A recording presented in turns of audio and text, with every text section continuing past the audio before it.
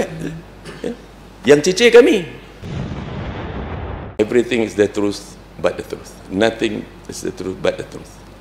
Kita membentangkan, perbahaskan, kita buat undang-undang, kita buat dasar. Ya. Di sini kita bersetuju.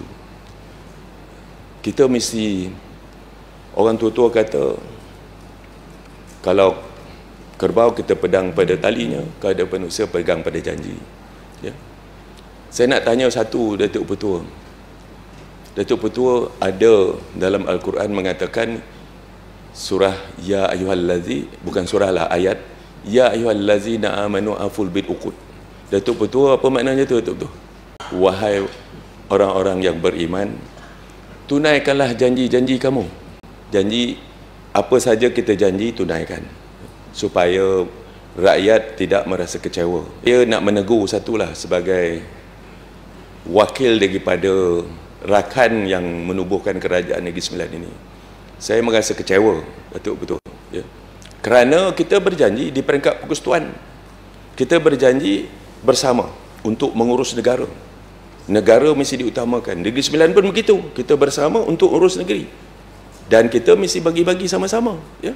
Itu sebabnya pembahagian jawatan di peringkat kabinet, Datuk Petua, kalau KPT,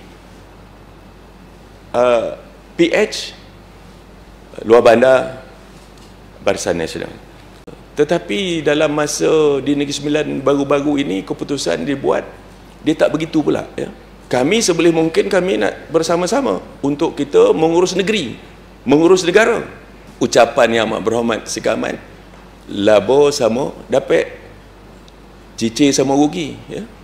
Ini labo tak sama dapat ni dah, labo seorang yang dapat. Ya. Yang cicir kami. Ya. Dan boleh dikatakan juga bahawa dalam itu gagahnya gunung dek tanah. Ya. Ingat tu, gagahnya gunung dek tanah. Jangan tanah nanti lombi, gunung guntuh. Ya. Kita tak mau itu jadi.